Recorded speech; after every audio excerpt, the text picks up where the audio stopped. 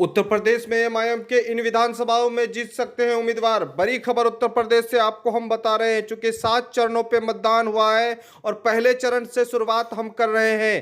पहले चरण का मतदान 10 फरवरी को हुआ था। एमआईएम के 16 उम्मीदवार थे और 16 उम्मीदवार जो है मुजफ्फरनगर, शामली, मेरठ, हापुड़, गाजियाबाद इन विधानसभाओं में जो है एमआईएम ने अपना उम्मीदवार उतारा था। जिस तरह से बताया जा रहा है कि एमआईएम को जो है मुजफ्फरनगर वाली सीट में कामयाबी मिल रहा है।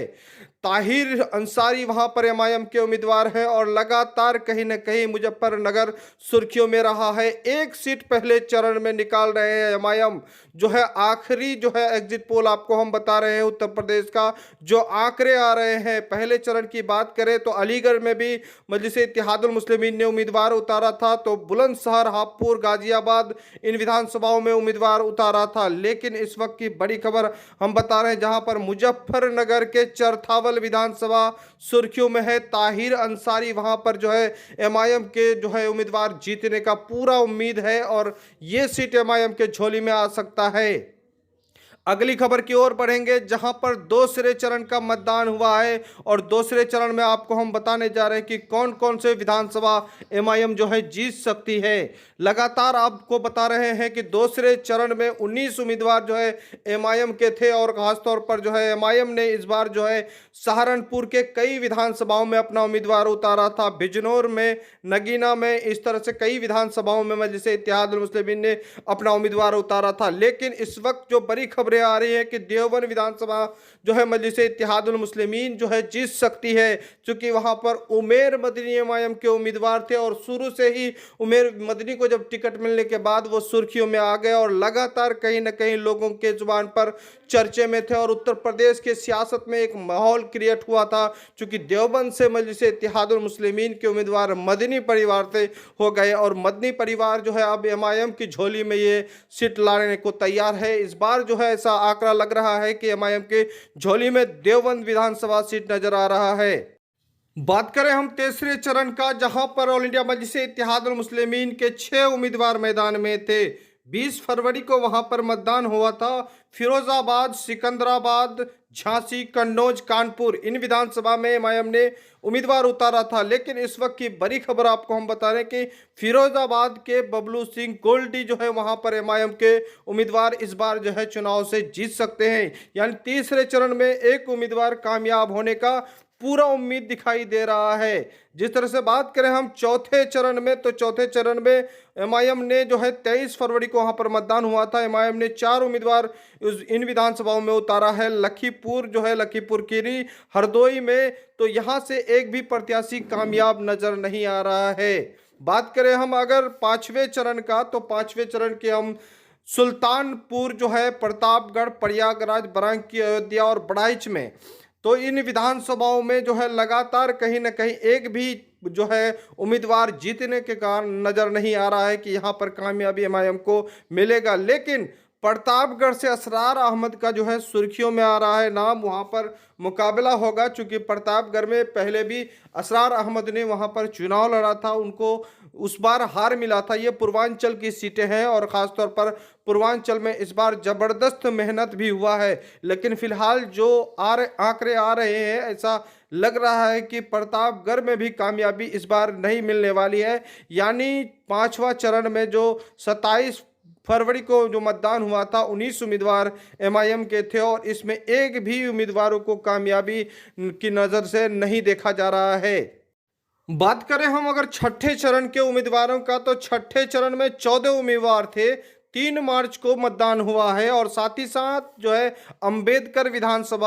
अंबेडकर से टांडा विधानसभा से इरफान पठान एमआईएम के प्रत्याशी हैं और साथ ही साथ डॉक्टर अब्दुल मन्नान जो है उतरेला विधानसभा से है। ये दोनों जो है 14 विधानसभा में सुर्खियों में है। लेकिन ऐसा लग रहा है कि दोनों विधानसभा में जिस तरह से जो आंकड़े आ रहे हैं, लगातार जो है कामयाबी की ओर अगर देख रहे हैं, तो इन विधानसभाओं में भी कामयाबी नहीं दिख रहा है। फिलहाल बात करें, लगातार कहीं ना कहीं ये जो 2 विधानसभा है लगातार सुर्खियों में है।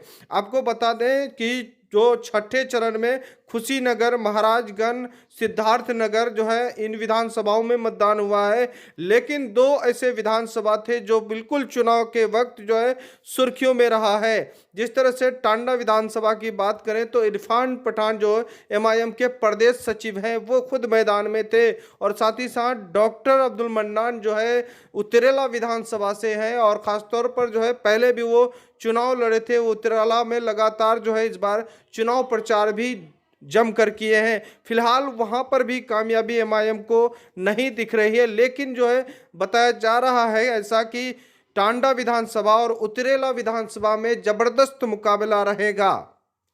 फिलहाल बात करें हम अगर सातवें चरण का, तो सातवें चरण में एमआईएम के 17 उम्मीदवार के मतदान हुआ है। 17 उम्मीदवारों में 7 मार्च को मतदान हुआ है, और जिसमें जो है बड़ी कामयाबी एमआईएम को नज़र मुबारकपुर से देखा जा रहा है। यानी सहालम उर्फ गुड्डू जमाली वाला सीट जो है वहां पर एमआईएम के झोली में आ सकता है। लेकिन वहीं आजमगढ़ से कई विधानसभा में और चुनाव लड़े थे। आजमगढ़ के एक सीट पर वहां पर मुकाबला रह सकता है अबू तला जिसका नाम है, और खासतौर पर आजमगढ़ से वो चुनाव लड़े हैं। फिलहाल जौनपुर, गाजीपुर, वाराणसी, भदोही जो है इन विधानसभाओं में कामयाबी कहीं से दिखता नजर नहीं आ रहा है। जैसे आंकड़े आ रहे हैं और कुछ लोगों का प्रतिक्रिया है कि इस बार जो है मजलिस इत्तेहादुल मुस्लिमीन को उत्तर प्रदेश में जो आंकड़े लगा रहे हैं कि 30 से 40 सीट या 15 से 20 सीट, ये आंकड़े जो है सही साबित नज़र नहीं हो रहा है।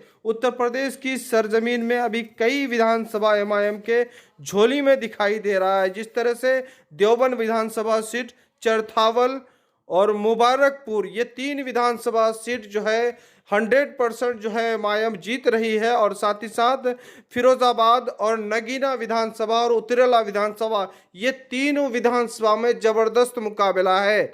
ऐसा लग रहा है कि एमआईएम जो है उत्तर प्रदेश में 3 सीटों पे कामयाब होने जा रही है, लेकिन जो 3 विधानसभा सीट पे है जबरदस्त मुकाबला रहेगा। हो सकता है कि ये तीनों सीट अगर जीत जाए तो एमआईएम 6 सीट पर वहां पर कामयाब हो सकता है। 7 तारीख मतदान होने के बाद से लगातार एग्जिट पोल आता रहा, और इसी एग्जिट पोल को लगातार आपको देखते रहे। लेकिन आखिरी एग्जिट पोल जो है आपको कैसा लगा और कैसा महसूस कर रहे हैं, और जिन जिन विधानसभाओं के बारे में आपको बताया जा रहा है, क्या मजलिस इत्तेहादुल मुस्लिमीन जो है इन विधानसभाओं में जीत रहे हैं या नहीं जीत रहे हैं, या बेहतर आपको एग्जिट पोल लगा, तो हमारे चैनल को सब्सक्राइब करें और ख़ास तौर पर जो है शेयर करें ज़्यादा से ज़्यादा लोगों को। और साथ ही साथ ये तय माना जा रहा है कि उत्तर प्रदेश में एमआईएम खाता खोल रही है, और साथ ही साथ भले ही 100 सीटों पर चुनाव लड़ा हो, लेकिन मजलिस इत्तेहादुल मुस्लिमीन को बहुत सारे चुनौतियों का सही सामना करना पड़ा है। ऐसा मानना है कि उत्तर प्रदेश में जिस तरह से देखा जा रहा था उस तरह से नतीजे नहीं आ रहा है। एमआईएम को 3 सीटों पे संतुष्टि होना पड़ रहा है, और 3 जो है एमआईएम का जबरदस्त मुकाबला रहेगा। फिलहाल आप देख रहे हैं द मैसेज न्यूज़। इस तरह से न्यूज़ पाने के लिए हमारे चैनल को सब्सक्राइब करें, अच्छा लगे तो लाइक करें, दोस्तों को शेयर करें। खुदा हाफिज़।